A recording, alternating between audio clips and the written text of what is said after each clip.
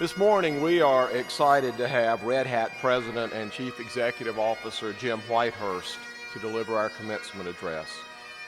A staunch advocate for open software and innovation, Mr. Whitehurst holds a background in business development, finance, and global operations. He is a graduate of Rice University, holds a general course degree from the London School of Economics, and earned his MBA from Harvard in 1974. Prior to Red Hat, 1994, sorry, Jim. I got your degree and mine confused. Prior to Red Hat, Mr. Whitehurst spent 6 years at Delta Airlines driving international expansion and serving as Chief Operating Officer. Jim joined Red Hat in January 2008, and since then they have more than doubled their revenues. On his watch, Red Hat has been ranked 4th on Forbes' list of the world's most innovative companies in 2012, and was added to Standard & Poor's 500 stock index in 2009. Needless to say, things are going well at Red Hat, and we couldn't be happier to have them blocks away from our campus in downtown Raleigh. Without further ado, please join me in welcoming Mr. Jim Whitehurst.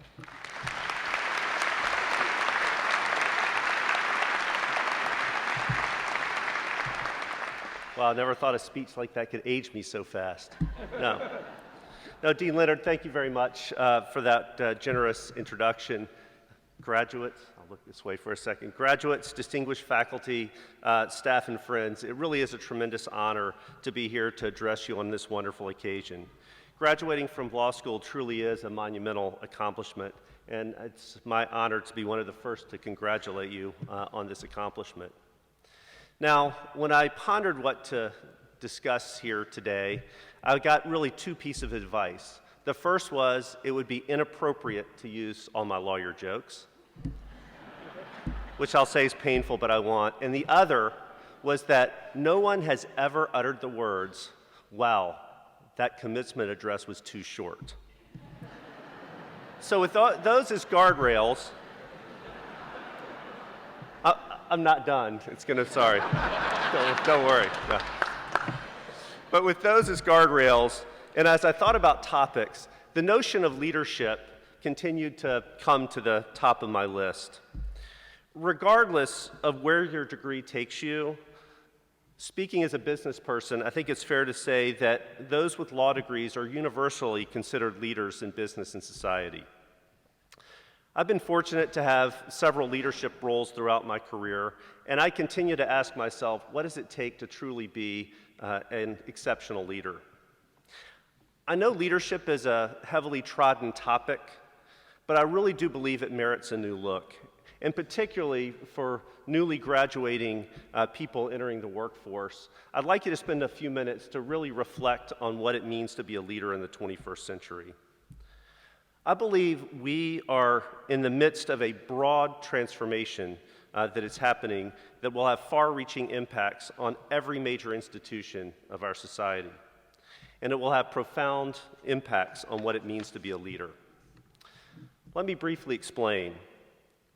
So much of the world in which we live in was really defined and took shape just 150 years ago. That's when a series of technology breakthroughs came together to accelerate what we now call the Industrial Revolution. It's what gave birth to what we think of now as the multinational corporations that continue to be the icons of the business world. It led to the massive expansion of governments and the institutions that we think of as the bedrocks of our current society. So really, if we look beyond militaries, large institutions, those institutions of thousands of people, are really only about 150 years old. In fact, if you look back to 1870, the average manufacturing facility had 4 employees. But after 1870, the iconic companies that we think of, US Steel, General Motors, Ford, and GE, emerged. With those new giants emerging, there became the need to coordinate activity across these masses of people that could be located anywhere around the world. And leadership developed in this time, and it was a time when information was scarce, communications were slow, the telegraph was just beginning to come of age. And when we looked at the employees that made up the traditional enterprise, they were relatively unskilled. In fact, literacy rates in the late 1800s were quite low. In that context, what we think of as modern management and leadership were born. But with the dawning of the information age, almost every aspect of business and society is changing. The new organizations, the organizations with which you'll work or ultimately lead, are vastly different than those that I just described. Let me describe just 4 ways that they're so different. First, the nature of work itself is radically changing. We're moving from organizations where the majority of work entailed primarily rote tasks, working on assembly lines, to organizations where the majority of work involves truly cognitive skills. Robotics and information technology will continue to take share of routine tasks, leaving only higher and higher skilled cognitive work for humans. Second, the type of person that you'll be working with and leading are fundamentally different than those of the industrial era. 100 years ago, few people had high school educations. Now more than half the emerging workforce has some degree of college or post-secondary education. Third, the expectations of the people you'll be working with are changing, from happy to have a job to why should I work for you? It may not feel that way right now as you're looking for, but it will ultimately feel that way. People really truly do expect more than a paycheck. People expect their employers and their bosses to offer a greater meaning and purpose. And finally, the vehicles you have to interact with those around you are changing. Right? The telegraph was the major innovation happening in the beginning of the industrial era. Today we have the internet, Twitter, social media, and video conferencing. Those greatly expand the resources you have today to interact with your colleagues. I sit in an interesting vantage point as the leader of a very innovative company, Red Hat. We're on the bleeding edge of many of these trends, and having come from a more traditional company to what I'd argue a 21st century company, I can say firsthand that what it takes to be a leader is vastly different. In the world in which you enter, so many of the things that you've heard about leadership will change. So in this new context, I'll argue there are 3 key characteristics that leaders will need to exhibit in the 21st century. Now, all of these you may look at and say, well, that was true in the 20th century. But I would argue in the 20th century, they were nice-to-haves. Today, for you to be effective in your careers and ultimately as leaders in whatever you choose to do, these are going to become have-to-haves. First, leaders must inspire. It's pretty simple. In a world where the best and the brightest have a choice for where and with whom they work, leaders are those who attract followers. And people follow those that inspire them. And to inspire others, you first have to show passion. Whether it's for the mission of your company or your firm, or the specific project on which you're working, leaders are passionate. They show their commitment and interest. At Red Hat, our mission is to be the catalyst in communities of contributors, customers, and partners creating better technology the open source way. And the most respected and influential people at Red Hat are those that show passion for our mission and live it every day. It's not necessarily the people with the biggest titles. Leaders cannot begin to inspire others if they themselves aren't inspired about what they're doing. Now, that concept might sound new. Leaders for generations have talked about morale, and it's a key role of a leader to pump up motivation. But I would argue how you do that is fundamentally changing. The classic rah-rah, let's go get him speech worked well with a less educated workforce. But people's expectations have changed, and they have become more educated and worldly and expect more than a paycheck from their jobs. So stock phrases that stir momentary passions just simply aren't enough. Today, people want meaning, and a role of a leader is to create and foster that meaning. I've read much of the new literature on the subject, from Start With Why to Conscious Capitalism to Delivering Happiness. They all describe the importance of meaning. And one point is clear: it starts with the leader. It's job one. I'm lucky to live this firsthand every day. I see it in our associates. When threatened, there's an outpouring of energy that emerges. It's bubbling there every day, and it's why so many Red Hatters come in early and stay late to deliver against our mission. As you enter your chosen field, recognize that you have the ability to influence, to lead, will very significantly be determined by the passion you show for your work, your team, and the institution you work for. Second, leaders need to truly engage with those that they work for and those who work for them.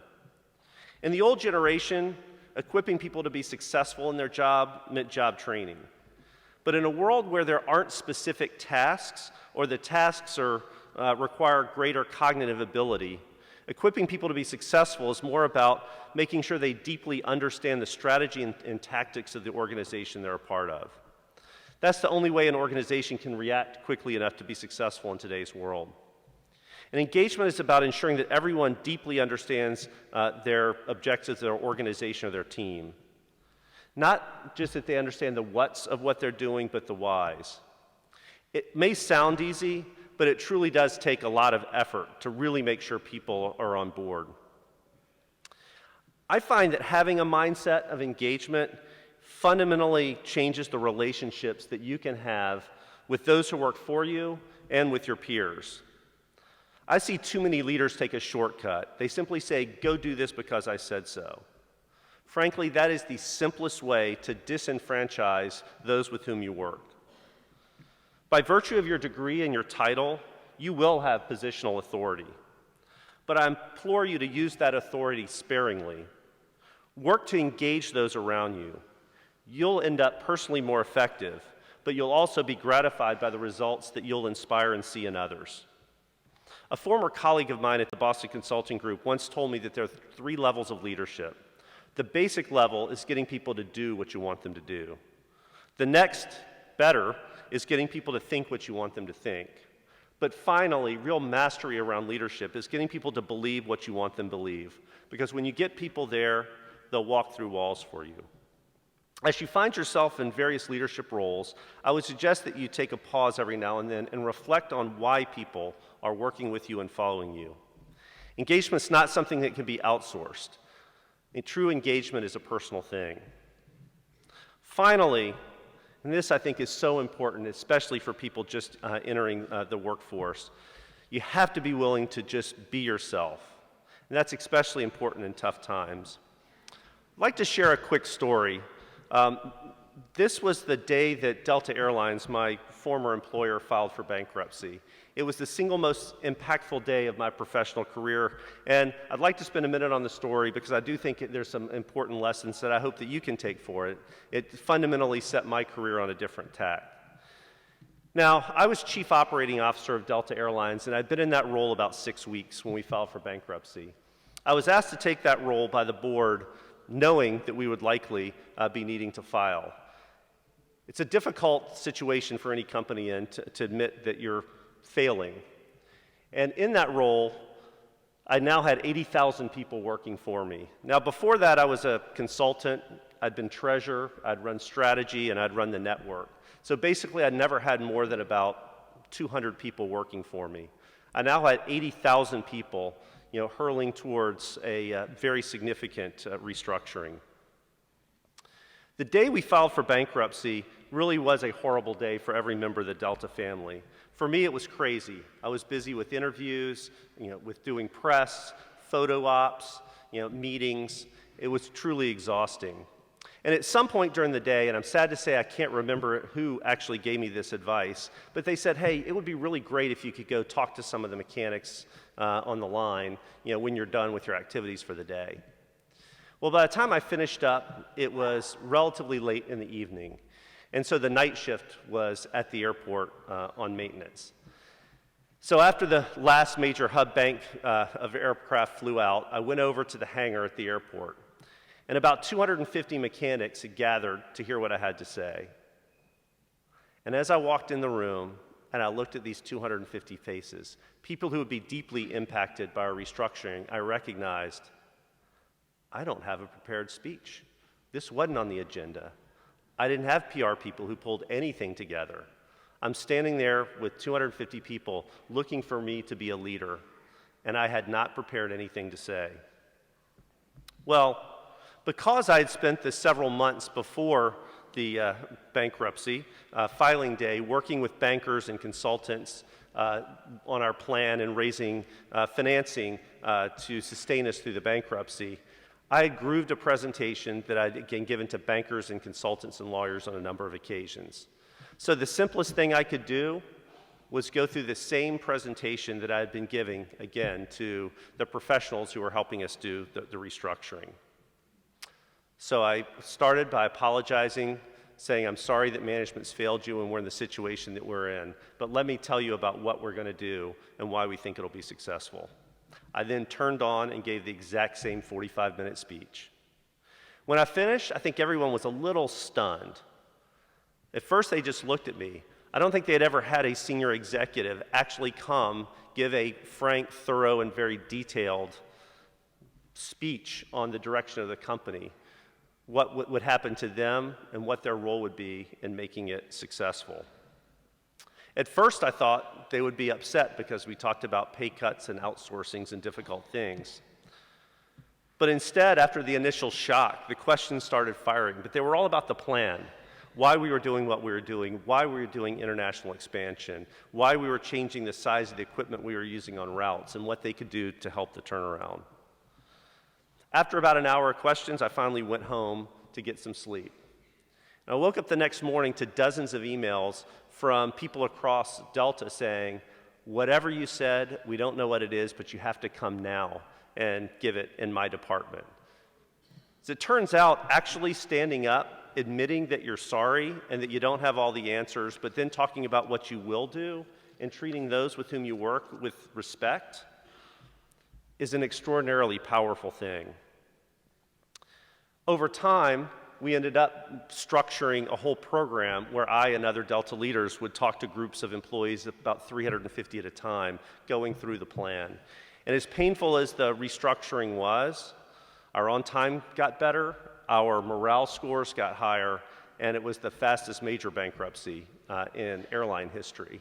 I wish I could say it was because of me, but it was because of the employees of Delta who, upon knowing what we needed them to do, rose to the occasion. Skipping ahead for a few years, I was walking through the international terminal in Atlanta when I was approached by two mechanics. It turned out they had been there that first night, and they thanked me for laying out the plan. And they said they had transferred to the international terminal because that night I told them that international expansion was a key part of our turnaround, and they wanted to be where the action is.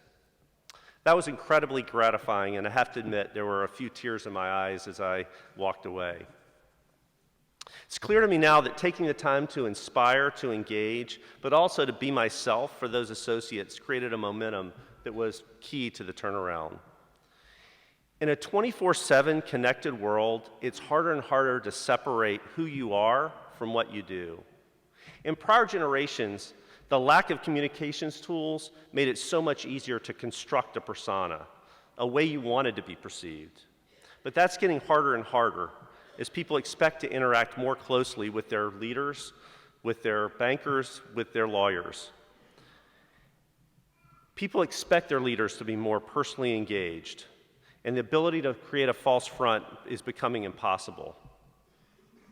My own experiences showed me that it's so much easier and really better in the long run to be yourself than to try to be someone you're not. But let me tell you from my couple of decades of business experience, there is no prototypical leader, there's no prototypical lawyer, and there's no right behavior in the business world. Don't aspire to be someone else. Instead, aspire to leverage your own strengths to be effective. It sounds subtle, but it can make all the difference in how effective you can be. Now, I often ask myself, why don't people just be themselves? And I'm sure there's some deep-seated psychological theory around it. But my simple answer is that the root of the issue is that people don't want to appear vulnerable. They don't want to admit that they don't have all the answers. They don't want to admit that they have and will continue to make mistakes. The irony is, it's those very vulnerabilities and weaknesses that make us human. And it's exactly those human characteristics that allow us to make personal connections. And those personal connections are the true essence of leadership. It's what will make people want to work with you and follow you. The best leaders realize that they don't have all the answers, but they are skilled at asking the best questions instead. It's not that you can't be a great strategist or a brilliant attorney. It's that you have to work to get those ideas to bubble up through your teams or the organizations with which you work, and give those people the freedom to develop and evolve in ways that you may never have predicted. In the end, maybe it's your strategy, but you can't take credit for it, which can be quite a shift for a leader's ego. I can tell you at Red Hat, we take pride in the accomplishments of those we inspire. When people have collaborated, we perform phenomenally at the task that we were once tasked to lead, maybe even surpass our performance in those tasks.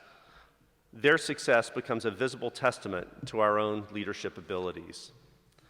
I challenge each of you here today as you graduate to embrace your new role as leaders. But as you venture on the journey, I also ask yourself, what kind of leader do you want to be? Will you seek to be a leader who inspires, that engages, and has the personal strength to be yourself? How close are you to the mark today? Graduating is giving you the foundation you need, but what comes next will depend on you. I believe that if we all strive to inspire, engage, and be ourselves, not only in our professional lives, but in our personal lives as well, we will win. Congratulations again, and here's to you, the leaders of tomorrow.